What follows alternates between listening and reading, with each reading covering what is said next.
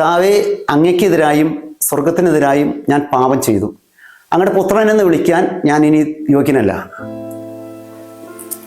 അവിടുത്തെ ദാസരിൽ ഒരുവനായി എന്നെ സ്വീകരിക്കണേ എന്ന് പറഞ്ഞുകൊണ്ട് ഈശോയോട് ഞാൻ പറഞ്ഞു, എൻ്റെ കൈ കൊണ്ട് ഇങ്ങനെ ചെയ്യാൻ എനിക്ക് ഒരു നേരത്തെ ഭക്ഷണത്തിൻ്റെ ഭാഗം ഞങ്ങൾക്ക് താട്ടെ, അല്ലെങ്കിൽ ഈശോ തന്നെ ഞങ്ങളുടെ ജീവൻ തിരിച്ചെടുക്കുന്നു.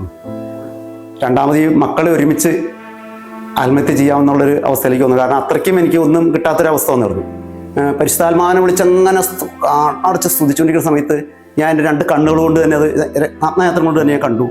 ഒരു മനുഷ്യൻ, അതായത് കൊമ്പും വാലും ഉള്ളൊരു മനുഷ്യൻ എന്നിൽ നിന്ന് ഇറങ്ങിയിട്ട്, നിന്നെ ഞാൻ കൊണ്ടുപോകും, ഞാൻ പോകാണ്, പക്ഷേ നിന്നെ കൊണ്ടുപോകുമെന്ന് പറഞ്ഞുകൊണ്ട് ഭൂമിയുടെ അടിയിലേക്ക് കടന്നുപോയതായിട്ട് ഞാൻ കണ്ട അനുഭവം എനിക്കുണ്ട്. മദ്യം കഴിക്കണമെന്നാണ് ആസക്തിയിൽ ഞാൻ പോകുന്ന സമയത്ത് ഞാൻ ടൗൺ കപ്പളയിൽ ചെല്ലുമ്പോൾ ഇങ്ങനെ പുത്തപ്പാനയുടെ പുസ്തകം ഇരിക്കുന്നുണ്ടാവും.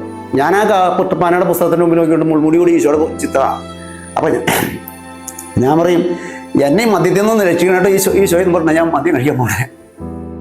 ഒരു തകിട് ഞാൻ തരാം, അത് നിങ്ങൾ എൻ്റെ ഈ കടയിൽ വെക്കി, അത് ഞാൻ കുറച്ച് 6 മാസം കഴിഞ്ഞ് വരുമ്പോൾ നിങ്ങളോട് റൂം എടുത്ത് കച്ചവടം ചെയ്യുന്നുണ്ടാവും. നിങ്ങൾക്ക് അതിഭയങ്കര ജീവിതം വലിയ പുരോഗതിയായിരിക്കും. നിങ്ങൾ ജോലി എന്ത് ബിസിനസ് ചെയ്താൽ അവിടെയൊക്കെ ആളുകൾ ക്യൂ നിൽക്കും സാധനങ്ങൾ മേടിക്കാനെന്നൊക്കെ പറഞ്ഞു തരുന്നു. എന്നെ ആരെല്ലാം അത് ഉപദ്രവിച്ചെന്ന് എനിക്ക് അന്ന് തോന്നിയിട്ടുണ്ടെങ്കിൽ അത് ഇന്നെല്ലാം എനിക്ക് നന്മയായാണ് ഇതായിരുന്നു. ഒരാളുടെ ഇതും എന്നെ വെട്ടിയൊരുക്കലായിരുന്നു എന്ന് എനിക്ക് പിന്നീട് ബോധ്യം കിടന്നു. എല്ലാം എൻ്റെ നന്മയ്ക്കായിട്ട് മാത്രമാണ്. എനിക്ക് കൂടുതൽ ദൈവത്തിലേക്ക് അടുക്കാനും ഞാൻ നശിച്ചു പോകാതിരിക്കാനും കർത്താവ് എന്നെ അടുപ്പിച്ചതാണെന്ന് എനിക്ക് തോന്നൽ കിടന്നത്.